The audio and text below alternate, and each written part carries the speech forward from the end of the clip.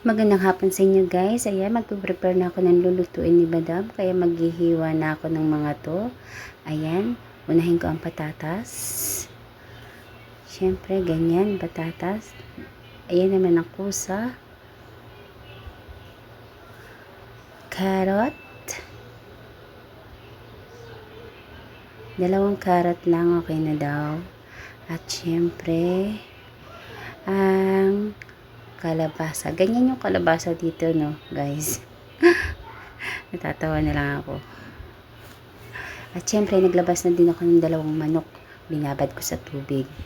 At ayan na nga, yung nahiwa kong mga gulay, hugasan ko siya. Syempre, kailangan malinis.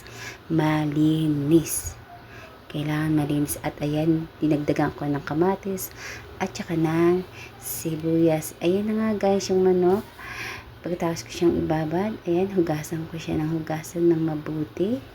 Siyempre, kailangan malinis at lagyan ko siya ng suka. Babarang ko siya mga 20 minutes. Ayan naman, nag-prefer naman ako ng sauce. Pang marinade din mamaya sa manok. Digdigan ko ng bawang, tsaka ko siya haluin ng haluin. Cumin yan, asin, paminta, kung ano-ano pa. Tsaka may tomato paste siyang pampula. Ayan na nga yung manok. Ayan na siya guys. I-marinate ko siya, ibabad ko siya ng 2 oras. Thank you guys.